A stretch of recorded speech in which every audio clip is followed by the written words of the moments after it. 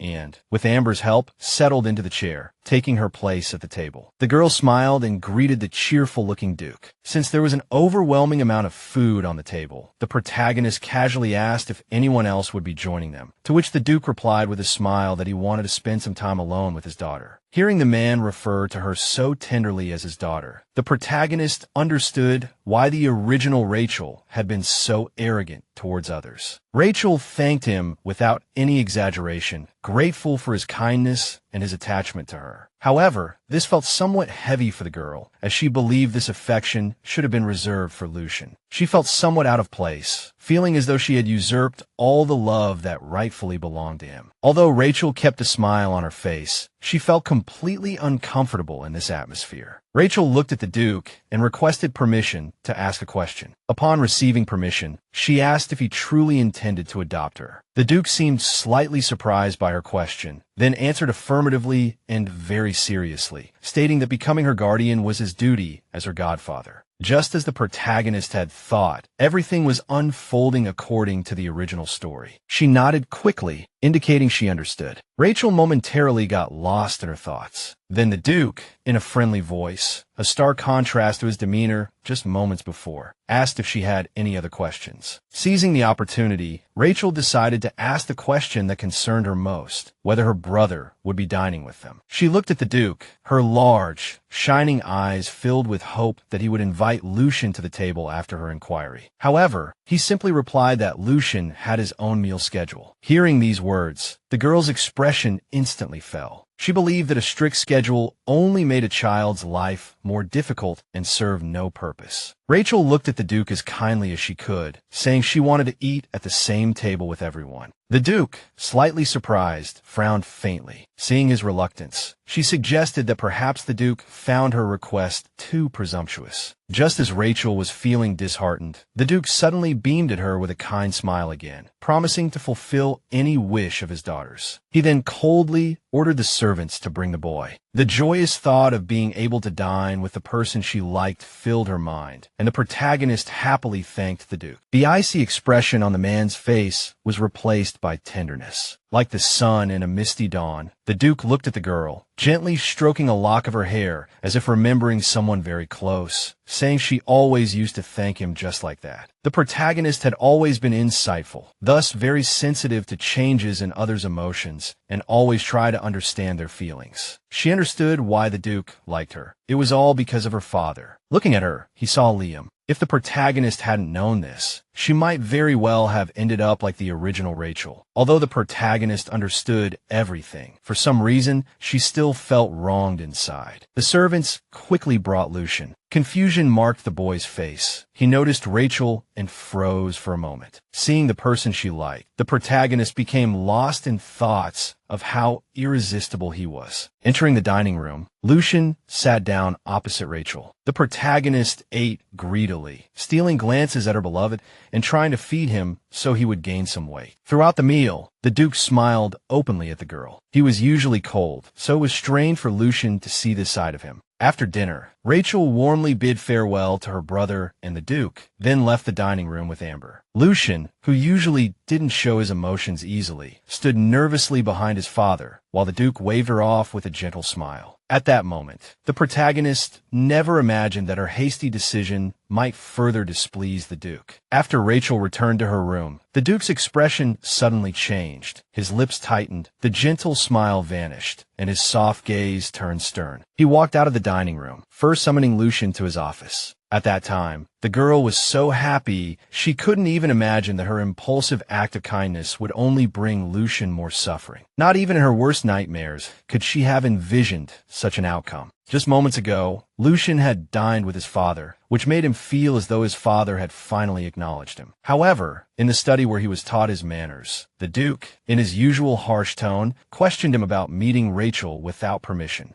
The Duke was furious, reprimanding Lucian for meeting Rachel without his knowledge. The boy stood expressionless in the study as usual, but today he didn't want to be there. He remembered the little girl's smile when she called him brother and thanked him for having tea together. Since Rachel called him brother, he told his father he went to see her because she was now his little sister. But the Duke accused him of somehow convincing an innocent child to request his presence at dinner. The Duke flew into a rage, scolded Lucian, and told him not to do anything foolish again under the pretext of needing to correct his bad habits. The Duke punished him once more. Leaving his father's study, Lucian found it hard to breathe. He struggled back to his own room. He leaned against the wall. His only wish at that moment was to quickly return to his empty room. The Duke treated his adopted daughter vastly differently from his own son. The next day, he sent Rachel many magnificent dresses. Astonished by such luxury, Rachel, along with Amber, eagerly chose which one to wear. Much to the maid's surprise, she selected the plainest, most modest dress available, and then, accompanied by the maid, went to see Camilla. Camilla was the Duchess and Lucian's biological mother, yet Rachel was not permitted entry into her chambers. The Duchess's maid informed her that the Duchess was unwell and could not receive visitors. The protagonist was taken aback by the refusal, though on some level, she understood it was to be expected. After all, who would want to meet the stepdaughter, brought home unannounced by their husband, especially the child of his former lover? It was evident that the Duchess would fall into depression from the moment she married. Forced into a political marriage with a man who would never love her, who despised his own son, and cared only for the daughter of his old flame. In the original story, the Duchess's emotions reached a breaking point, culminating in a deep depression. Realizing her marriage had been flawed from the start, she blamed the Duke before collapsing and passing away. The protagonist asked the maid to convey her wishes for the Duchess's swift recovery. She genuinely hoped Camilla could overcome her psychological struggles and begin caring for her son before it was too late. Following this, the protagonist felt certain that, with the meeting with the Duchess unrealized, there was now no one but herself to look after Lucian. Amber asked if the young lady wished to return to her room, but the girl replied that she did not. Rachel inquired of Amber where her brother, Lucian, was at that moment. According to his schedule, the boy was studying in his room. Upon learning this, she took a basket of snacks in hand and made her way towards her beloved character. Lucian was startled to see Rachel appear at his doorway. She smiled, explaining she had brought delicious fruits for them to share. However, the boy declined, stating that according to his schedule, he was required to transcribe history books at that time. Hearing the word schedule again saddened Rachel, as she had hoped to feed him something, at least occasionally. She asked about the two schedules they had previously discussed, but Lucian stated his father had decided to keep the primary schedule unchanged. The boy explained it was the only way he could become the ideal heir capable of managing the family. Hearing her say that in that case, she wouldn't be able to disturb his routine, Lucian assumed Rachel would now give up, as children often do when things don't go their way. Unexpectedly, however, the girl held a grape up to Lucian's mouth, intending to feed him. As Lucian stared at her, dumbfounded, she beamed, saying that in that case, she would simply place the grape in his mouth herself. He hadn't anticipated this and didn't know how to respond. Meanwhile, the girl explained he could continue transcribing. He just needed to open his mouth when she spoke. She then brought the berry to his lips again, attempting to feed him, but he didn't open his mouth, so she gently tapped Lucian's lips with the berry. Noticing the boy frozen in place with wide eyes, she began singing a children's song to encourage him to open his mouth. After the girl's repeated attempts to feed him, Lucian finally parted his lips. Seizing the moment his mouth opened slightly, Rachel quickly popped the grape inside, immensely pleased with herself for achieving her goal. She eagerly asked if it was tasty, if he liked the berry. When she received no response, she grew disheartened, wondering if perhaps she had been too persistent. The perplexed protagonist stared at him, blinking foolishly. She gazed at her favorite character, trying to decipher the meaning behind his blank expression. Rachel detected a flicker of confusion on his otherwise expressionless, doll-like face. She watched him intently, hoping he had liked it after all. As politely as she could, she told Lucian he could ignore her and continue with his studies. Just then, he realized he had made a mistake in his transcription, distracted by Rachel. As Lucian replaced the damaged leaf with a new one, Rachel invited him to try a raspberry, and without waiting for his reply, she reached out again, intending to place the raspberry into his mouth. He stared blankly at Rachel's small fingers holding the berry when suddenly, there was a knock on the door. Amber opened the door a crack and informed Rachel that the Duke had summoned her, and she was here to escort her. Rachel was surprised and disappointed, but she couldn't ignore the Duke's summons. Before leaving, she left Lucian a basket of fruit, urging him to be sure to eat it, and wished him strength for his rewriting. For a moment, Lucian stared motionlessly at the door through which Rachel had departed. Then he turned his gaze to the fruit basket. Lucian picked a raspberry from the basket and decided to taste it. However, just as he expected, the raspberry was completely tasteless. But at the same time, the raspberry Rachel had given him had been delicious, which was exceedingly strange, for he harbored a secret unknown to anyone. Under the influence of the black substance, he had lost his sense of taste. The creature suggested this might be due to the special magical fluctuations emanating from the girl, but Lucian, unwilling to listen, commanded the creature to be silent. A month later, the Leona family officially adopted the protagonist, and she became Rachel de Leona. However, the Duchess still avoided seeing her, relaying through her maids that seeing Rachel caused her great pain. Rachel understood why Camilla refused to accept her, but it would be even more offensive if she did not go to greet her. Rachel had only one request for the Duchess, to take good care of her son. As for the Duke, nothing had changed. He remained warm and friendly towards her, yet, as soon as she began to speak of Lucian, unconcealed displeasure would cross his face. In her heart, she prayed that the Duke would begin to consider his own son. Lucian hadn't changed either. He continued to train diligently, shining like an angel descended from heaven under the scorching sun. He still adhered to that damnable schedule of his. Therefore, Rachel decided to look for an opening, and spotting Lucian, she ran over happily, suggesting a break for snacks, but as she tried to approach him, he took a step back. Rachel was so surprised by his reaction that she froze in place. Lucian was embarrassed, not understanding why he had done that. He turned away, stating it was dangerous, so she shouldn't approach him while he was training. Rachel called his name cheerfully again, and hearing her voice, he turned towards her, gesturing to a nearby bench where she suggested he sit and rest for a while, drinking some refreshing iced tea she had brought. Lucian agreed, set his sword aside, walked over to the bench, and sat beside Rachel. His sweat-dampened black hair clung to his forehead, gleaming like obsidian. He casually brushed his hair back, and in Rachel's eyes, he was as irresistible as ever. Rachel offered him some iced tea to drink to refresh him. Suddenly, he called her name, which brought her immense joy. However, what he said next, that her frequent visits were putting him in a difficult position, shocked her. He explained that he had to act according to his schedule. Seeing Lucian sigh softly, this was the first time in a month she had seen him like this. She had deliberately wandered the castle searching for him, and whenever she encountered him,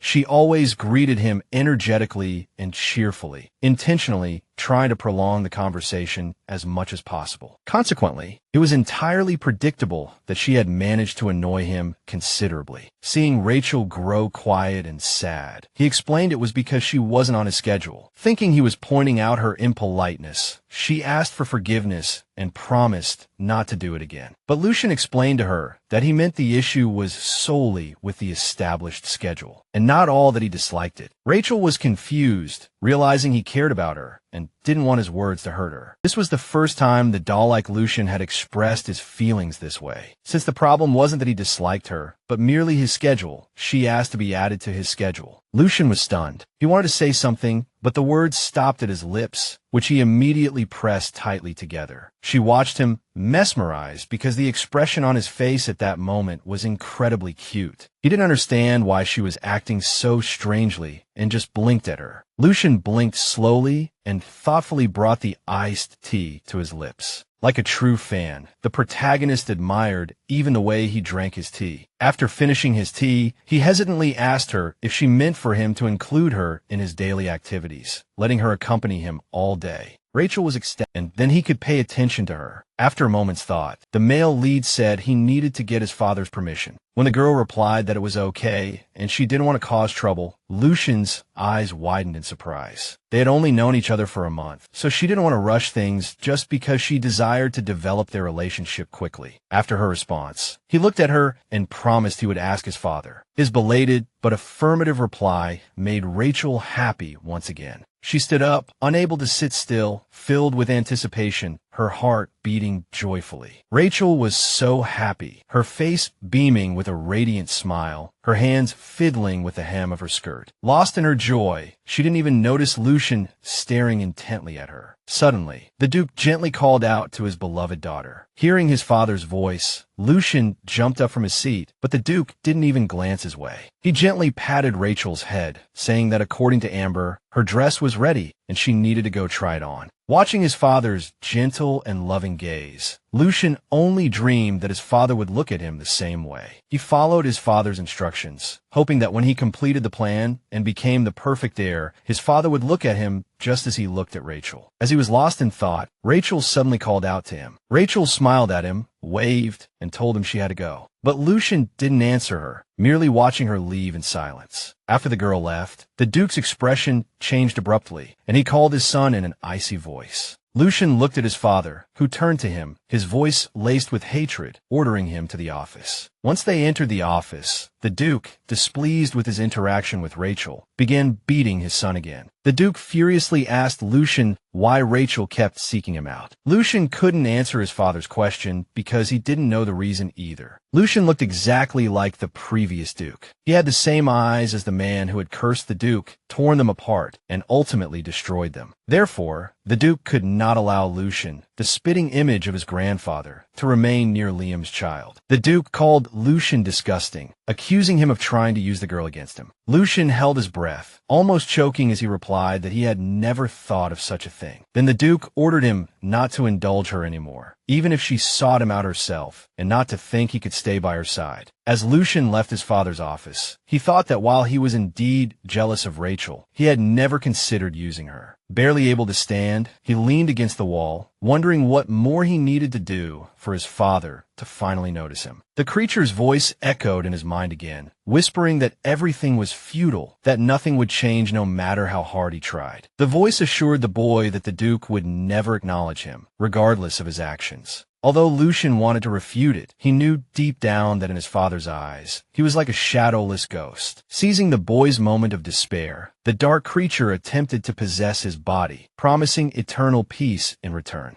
Just as he was about to give in, Rachel's gentle voice called out, her bright smile directed at him. Hearing his name, Lucian snapped back to his senses. He looked bewilderedly at the little girl before him, who smiled and continued speaking. She gazed at him with her large, deep blue eyes and promised not to be a bother. Rachel took Lucian's hand, telling him she just wanted to walk with him to his room. In that instant, Lucian realized that only one person in this entire estate truly noticed him, and he enclosed her small hand within his larger one. Rachel hadn't expected him to hold her hand back and was initially shocked, but after a few seconds, she looked at him tenderly and smiled. Afraid he might change his mind and pull his hand away, she pulled him along, a radiant smile on her face, urging him forward. As they walked, the heroine thought excitedly about how the person she admired was holding her hand. Rachel asked the male lead if rewriting the history book was next on his schedule, to which he affirmed. They were nearing Lucian's room, but the heroine didn't want to let go of his hand. To prolong the moment, Rachel complained that her legs hurt, then looked up at him with her sparkling eyes, asking if they could stop and rest for a bit. Seeing Lucian lost in thought, she began to worry he might leave her behind, but the next second, he knelt on one knee before her and gently called her name. The girl was utterly astonished and flustered by Lucian's gesture, rendered speechless by surprise. Rachel couldn't believe her luck. Lucian was offering her a piggyback ride. She was overcome with immense joy and happiness, feeling as though she might go mad from the sheer intensity of her emotions. Suddenly, Lucian called Rachel's name, making her jump in surprise. He told her they had arrived at his room. The heroine felt a pang of disappointment as Lucian set her down. However, not wanting to bother him further, she smiled and thanked him for his help. Lucian merely grunted non-committally, as usual, and told her to go rest. Saying goodbye, she waved and wished him luck with his next task. Though she tried to keep smiling, she felt sad, wishing she could have stayed with him longer. Closing the door behind him, Lucian felt the same way. He stared at the door the heroine stood behind, but didn't dare to open it. The male lead entered his room and proceeded with his schedule. The next day, Rachel decided to try visiting the Duchess again, and much to her surprise, the maid informed her that the Duchess had asked her to come in. Hearing this, the heroine was overjoyed that Camilla had finally allowed her to pay her respects. She was thrilled that her relationships with both Lucian and the Duchess were starting to develop. However, she noticed that despite being adopted by the Duke, the maid still addressed her by her original name, Irandau. Just hearing this made her realize the Duchess cared about her past, but she wasn't angry. All she wanted was for the Duchess to care about Lucian. Led by the maid, Rachel entered the room where the Duchess sat on a sofa by the window, enjoying the sunlight. The heroine greeted her and introduced herself as Rachel de Orlando. Ignoring her greeting, the Duchess instead asked the girl if she knew what a mirage was. Continuing to gaze out the window, she mentioned that in the country bordering the empire, there was a desert covered entirely in dry sand. The Duchess recounted a tale she had heard from a traveler who, after falling behind his companions, wandered alone in the desert for many days. While adrift on his journey, the parched traveler stumbled upon an oasis with clear water right in the heart of the desert. He dashed towards the oasis with all his might and scooped up the water, only for coarse sand to fall into his mouth. It was an illusion, or in other words, a mirage. Having finished the story, the Duchess asked Rachel for her thoughts on the matter. Did she think mirages only occurred in deserts? The girl looked at her, bewildered, and before she could answer, Camilla stated that she hoped Rachel would never bury her head in the sand, mistaking a mirage for an oasis. Upon hearing these words, the heroine understood it was a warning. What she was enjoying now was merely a mirage. She realized the Duchess was using the story to caution her against letting her guard down,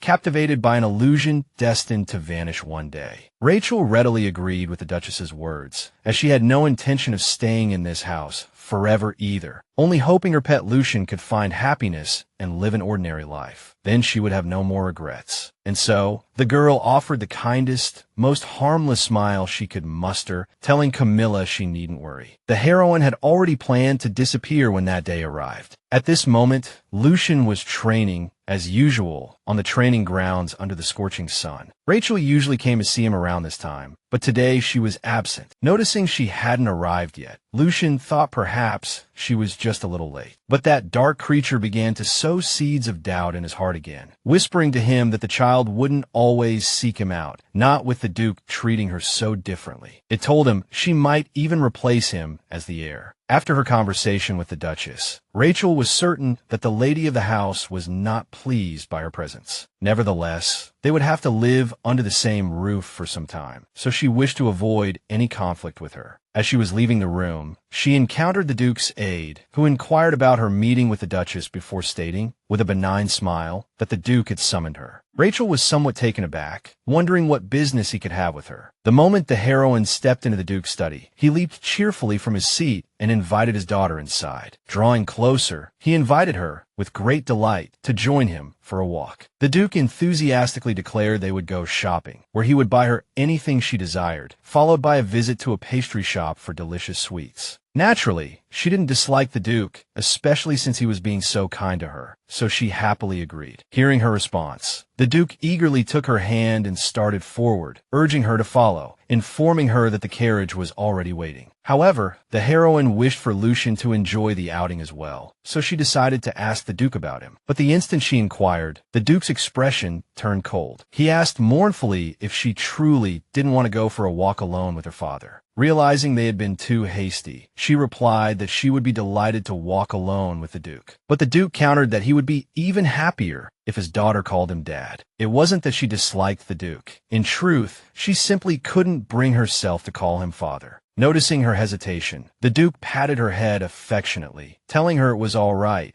and that he understood she still felt uncomfortable. The heroine couldn't help but feel attached to this man who smiled at her so genuinely and offered her affection. Yet she understood things between them would be difficult, to become a real family, because later they would all change their minds. She was, of course, saddened that Lucian wasn't joining them, but she held tightly onto the Duke's large, warm hand. They left together. Lucian, filled with doubt, kept thinking that perhaps Rachel truly would become the heir. The more he thought about it, the harder he found it to breathe. Walking down the corridor, he remembered gasping for breath, struggling to stay upright to avoid falling, when two servants suddenly appeared before him. The servants were surprised to see the young master in such a state. They exchanged confused glances, unsure how to react. Ultimately, they just walked past, pretending he wasn't there. Once they were gone, Lucian could no longer remain standing and collapsed onto the floor. It was at that moment Rachel suddenly appeared before him, questioning him. She worriedly asked him where it hurt. She was flustered, not understanding what was happening to him or how she could help. At that moment, Lucian realized Rachel was different from everyone else. Recalling that incident, he tried to dispel his dark thoughts, convincing himself that Rachel wasn't like the others. Meanwhile, the dark entity continued to push him towards the cliff of despair, forcing him to doubt the only person close to him. The walk with the Duke turned out to be much more pleasant than anticipated. For one thing, Rachel had so much to take in. Although she had been in this world for some time,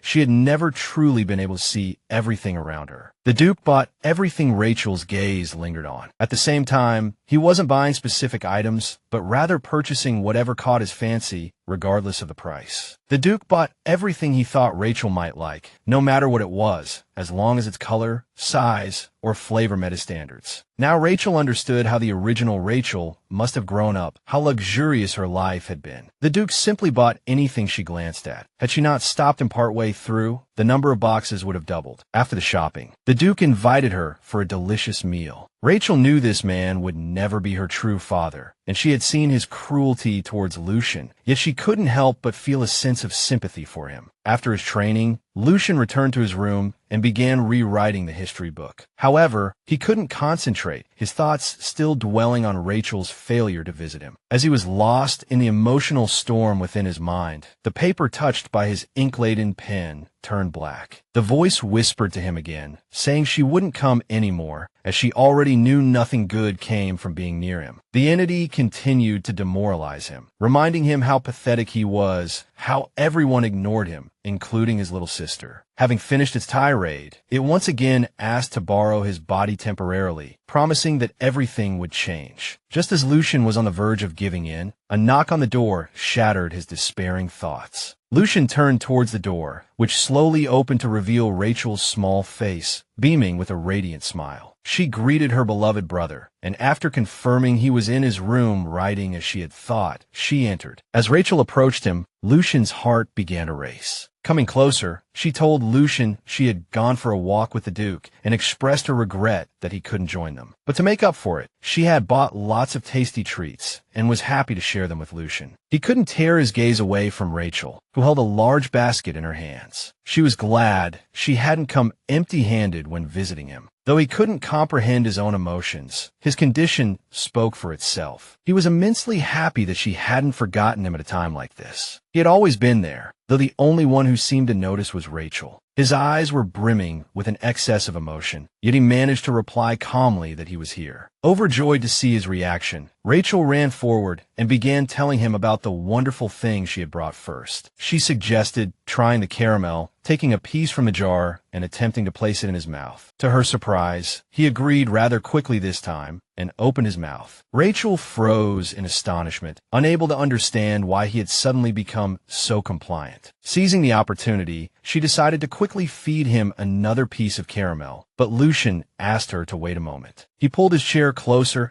so she could sit down, and then he sat opposite her to make conversation easier. The heroine was thrilled, realizing he was making time for her in a schedule like this. Lucian asked if she had spent the entire day with her father, and Rachel answered affirmatively, saying she had gone for a walk with the Duke, after which she playfully asked if he had truly missed her, causing him considerable embarrassment. Receiving no answer, she confessed that she had genuinely missed him. Hearing this, Lucian blushed faintly and smiled. Rachel was delighted to see his smile. However, she would have been even happier if he smiled more brightly. Hearing her say that a brilliant smile would look even more endearing, Lucian was taken aback. Rachel hadn't intended to say it aloud, so realizing her slip-up and fearing Lucian might distance himself again, she accidentally knocked over the candy basket. All the desserts she had carefully selected tumbled onto the floor. She moved to pick them up, but Lucian caught her hand, bidding her to sit down. He had done it unconsciously, but when he came to his senses, he realized he was gripping her wrist tightly. Worried he might have held on too hard and hurt her, he immediately released her hand, asking if she was all right. The heroine felt overjoyed that Lucian cared so much about her. While Lucian gathered the fallen sweets, Rachel continued to inwardly praise and admire her favorite person. Her admiration complete, she offered to help, yet after the fall, all the sweets looked rather unappealing. Rachel was deeply disappointed because she had wanted Lucian to try them. They had been so pretty, but now they looked both unpresentable and unappetizing. Seeing how upset she was, Lucian tried to console her. He smiled and thanked her, understanding how much effort she had put in for his sake. His dazzling smile made the heroine shy, and she blushed, replying that he had nothing to thank her for. He also promised that he would definitely get his father's permission to spend time with her, and that he would certainly add it to his daily schedule. Rachel was immensely happy that Lucian had remembered her request. Smiling beautifully again, she replied that she would look forward to it. The heroine was incredibly glad that the Lucian before her now was nothing like the mad tyrant from book. Although the appearance of the cakes had suffered, it shouldn't affect the taste, so she began feeding Lucian again. She wanted, at all costs, to secure a happy ending for herself and her pet. Night fell, enveloping the city in darkness. Having finished her conversation with Lucian, Rachel returned to her room. A foolish grin remained plastered on her face, as the radiant smile of her pet seemed to linger before her eyes. She thought she could ask for nothing more, but suddenly she remembered something else. She now yearned to see Lucian and Noah live happy lives. In the original story, both had met unfortunate ends. Although they loved each other, they couldn't avoid the misunderstandings that accumulated due to a lack of communication,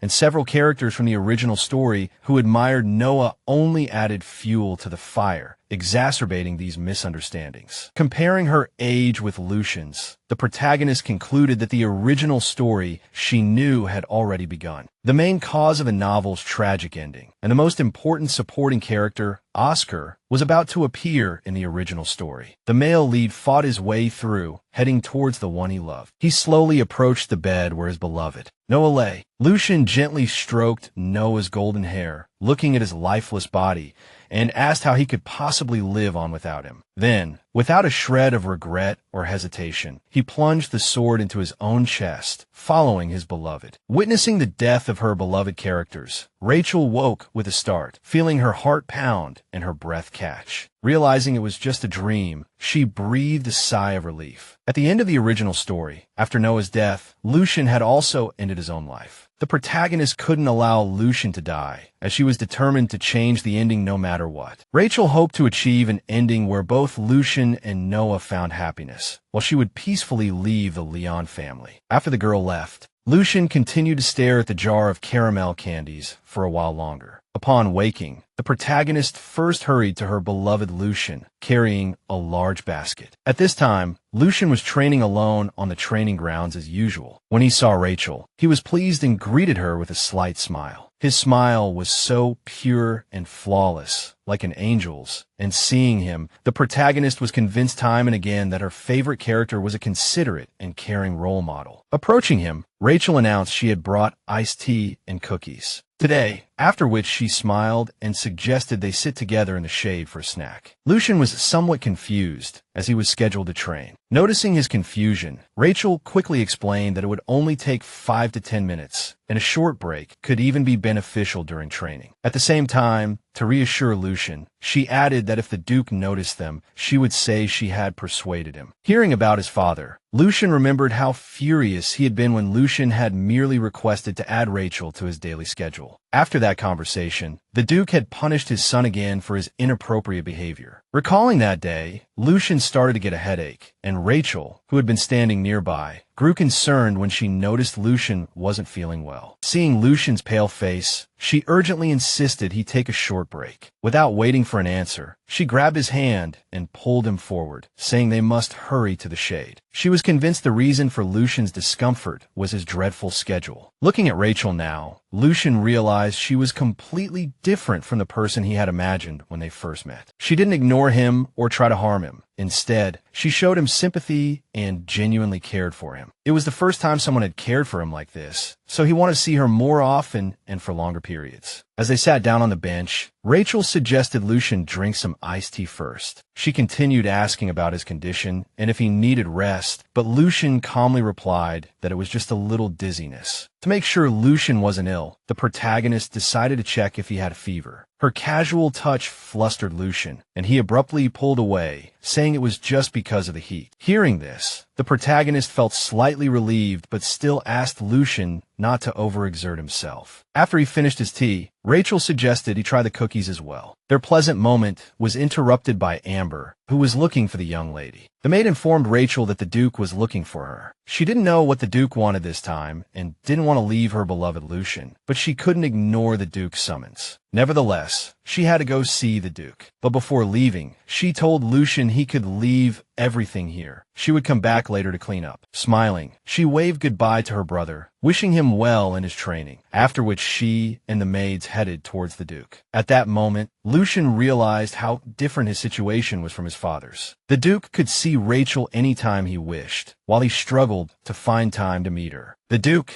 as usual, greeted his beloved daughter with undisguised joy, then invited her into the room to show her his new acquisitions. He mentioned that the items he had ordered arrived today, and he wanted to show Rachel. When the Duke lifted the covering cloth, underneath was a cage, inside which sat a rare fox from the Beastman tribe, trembling with fear. Seeing him, she realized how aptly Lucian had described the fox as a snow-white cloud descended from the sky. Rachel immediately recognized Oscar as a minor character from the novel. The primary form of the Beastman tribe was beast form, but after entering puberty, they could transform into human form. They possessed the same level of intelligence as humans. Yet in the Leon's empire, beastmen were treated worse than ever. People kidnapped them, selling them as pets or slaves. And the original Rachel had also received Oscar, purchased by the Duke in the same manner, as a gift. That Rachel was no different from the others, and she had taunted him in every possible way. Naturally, after this, Oscar fell in love with Noah, who was warm to everyone. Oscar later escaped with Noah, but Noah was captured by Lucian. Lucian believed Noah had approached him only to deceive him. To fool him, Lucian recaptured Noah and imprisoned him in a room where not a single ray of light could penetrate. After being turned into Lucian's personal plaything, Noah eventually took his own life. Seeing this little furball trembling with fear, Rachel felt a pang of sadness. Oscar added insult to injury in the tragic ending, so the heroine didn't like him. However, he himself looked incredibly cute. When Rachel expressed delight over her gift and thanked him, the Duke was very pleased. Looking at the adorable little creature before her, the heroine decided that from now on, she would take care of him, unlike the original Rachel. With joy in her voice, the heroine announced she had already thought of a name for the little one. Hearing the girl wanted to call him Lump, the fox was shocked. The Duke also approved of her idea, smiling when he saw the joy on her face. The heroine wanted to change the plot, which was why she gave him a new name. Rachel smiled gently at the fox, who looked back at her with surprised eyes, and she proposed they become friends. Afterward, the Duke invited Rachel to see the second purchase. It was a falcon used for hunting. When Rachel saw the majestic bird, she couldn't suppress her admiration. Looking at the falcon, Rachel immediately decided to name him Damien. The fox was irritated to realize that the girl who came up with such a wonderful name called him Lump. However, despite the fox's displeasure, Rachel had no intention of backing down and thought the name Lump sounded cute. Suddenly, she noticed the collar around the fox's neck and told the Duke it looked tight. The Duke explained to her that it was a magical device in the form of a collar. He said the collar was made by a high-level mage, and only stronger magic could destroy it. The Duke explained to her that falcons are trained from a young age, so there wouldn't be a problem. But the fox was wild and might resist. If the fox attacked her, the collar would tighten around its throat. Hearing his words, the heroine thought this was an overly cruel method of taming. Rachel felt sorry for the cute little creature, but the Duke warned her not to trust the beast, as one could never predict when it might bare its fangs at its master. The heroine understood he was right. In the original story, Oscar had betrayed both the Duke and Rachel before escaping, yet she still felt unsettled. Lucian's training time came to an end. As his training concluded,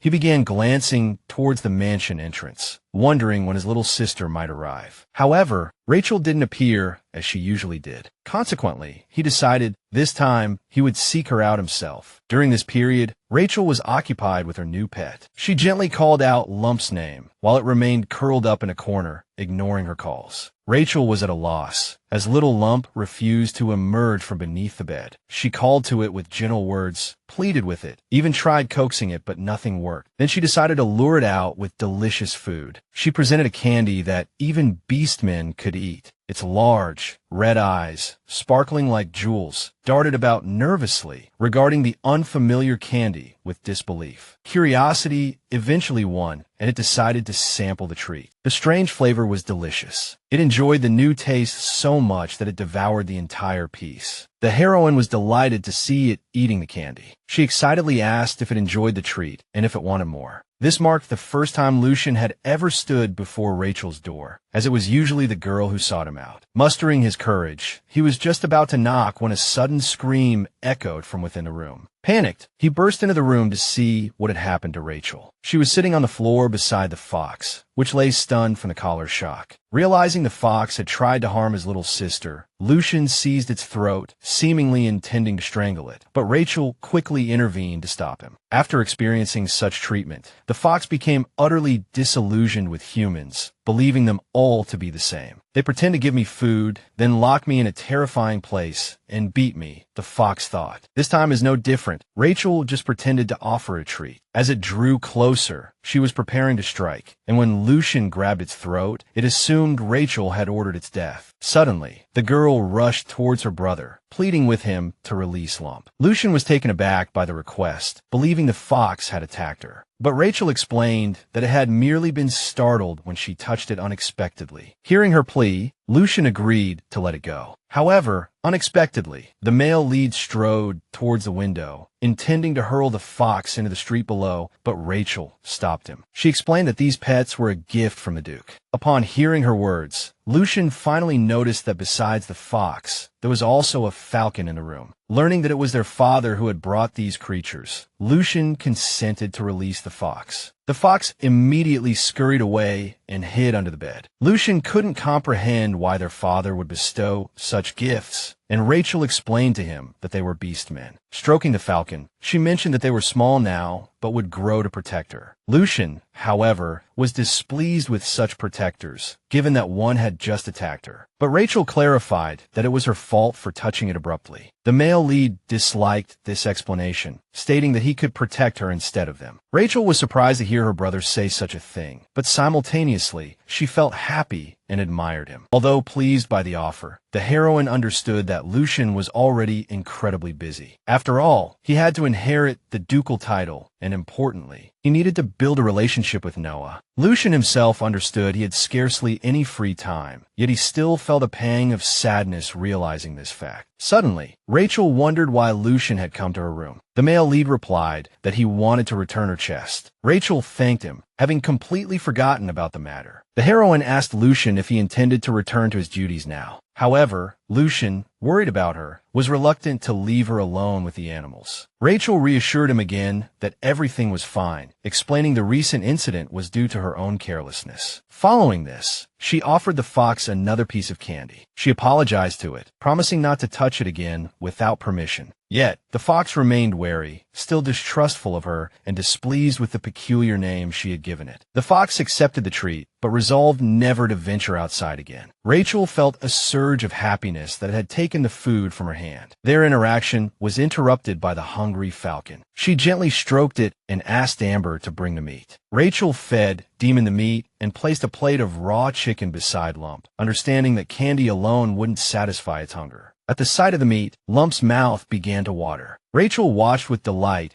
as the fox eagerly devoured the offering. All the while, Lucian observed Rachel finding joy in her pets. A pang of sadness struck him at the thought that he now had to share his little sister not only with the Duke, but with these creatures as well. As he pondered, Rachel suddenly took his hand, suggesting they share some snacks together. She offered Lucian grapes, urging him to eat at least a little before returning to his studies in the library, noting it was hard to concentrate on an empty stomach. While the heroine tried to make her pets comfortable, he simply wanted to be near her. Noticing he wasn't in a hurry to leave, Rachel began feeding him again. She started humming the nursery rhyme once more, waiting for Lucian to open his mouth. The male lead offered a faint smile and parted his lips slightly, appearing somewhat accustomed to Rachel's behavior. A week later, the beastmen had grown accustomed to their new surroundings, and Rachel began taking them outside for play and walks. She organized a race between the falcon and the fox. She praised the winner and offered treats as a method of training and taming them. To console the loser, she gave a small piece of candy as well. From a distance, Lucian watched his younger sister training her falcon and fox. He worried that perhaps she had grown to love her animals more than him. Noticing her brother, Rachel ran towards him, suggesting he try training the animals too, explaining what needed to be done. Rachel clarified that victory depended on who brought back the disc first. The falcon and the fox stood ready, awaiting Lucian's command. After listening to the heroine's explanation, Lucian threw the disc towards the forest with all his might. Damien and Kamachek immediately gave chase, trying to outpace each other. Rachel felt a twinge of concern, thinking perhaps the male lead had thrown it too far. But Lucian interrupted her thoughts, suggesting she rest in the shade as the sun was quite strong. The heroine happily agreed, her arm already aching slightly from throwing the disc. As they sat on the bench, she chattered excitedly about her little animals, describing how they used to be and how they had changed. She was particularly pleased that she had managed to earn the fox's trust. She also adored how Damien, despite his imposing appearance, was actually quite affectionate and always stayed close to her. While talking about her pets, it suddenly occurred to Rachel that perhaps the children wouldn't be able to find the disc because it had flown too far. Lucian felt a prickle of annoyance that even while with him, the heroine's thoughts remained on the animals. Rachel, lost in her stories, didn't even notice, surprised when the male lead reminded her that she was currently with him. She looked at him, puzzled, unsure what exactly he was trying to convey. Damien and Kamachek returned much faster than Rachel had anticipated, with the fox emerging as the victor this time. But the falcon refused to concede defeat, pushing the fox away and preventing him from reaching Rachel's side. Consequently, they began to fight, prompting the heroine to run over and stop the quarrel. Finally, they only calmed down after Rachel promised to reward them both. Lucian stood back watching them again, thinking it would be better if these beasts simply disappeared into the forest. Suddenly, the Duke's voice was heard calling for Rachel. Making no effort to hide his delight, the Duke approached and praised the heroine for playing with the animals again today. He walked past his son, ignoring him as if he were invisible. The Duke was relieved to learn that his daughter liked obedient and lovely children, referring to the animals. Abruptly, his expression changed, and he coldly asked Lucian why he wasn't at his training. The Duke reprimanded him for skipping his lessons. Worried that the Duke would punish Lucian again, Rachel suddenly interrupted their conversation, explaining that her brother had only come over because he was concerned about her. She pleaded with the Duke not to scold Lucian, and the Duke smiled again, gently stroking her head. To appease her, and because Rachel was present, the Duke merely ordered his son back to the training grounds. Unable to refute his father, Lucian had no choice but to leave Rachel. The Duke turned back to the heroine with affection, asking her to spare him some time. He mentioned that since she had expressed wanting to buy toys for the animals, they should go shopping together. With that said, the Duke told Rachel and Amber to go get changed. Although Rachel wanted to spend more time with Lucian, she had to bid him farewell. Lucian also wished to be with her, wanting no interruptions, desiring time that belonged solely to the two of them. After changing, Rachel went shopping with the Duke. She meticulously selected items for her children, referring to the animals. Meanwhile, the Duke simply asked if she liked this item or that one. As soon as she replied yes, the Duke bought it immediately. He didn't care whether the item was necessary. He only wanted to make his daughter happy. When the Duke suggested they look at more things, Rachel declined, feeling he had already bought far more than needed. The Duke gently took her hand and invited her to the carriage. In that moment, the heroine felt as though not only her body, but also her soul had become younger. It was hard to believe that such a kind man could treat Lucian so cruelly. The heroine was confused, unsure how to feel about the Duke. It would almost be easier for her if the Duke treated her the same way he treated Lucian. Noticing the girl sighing frequently, the Duke asked if she needed anything else. He was prepared to fulfill her every request. What she most wanted to ask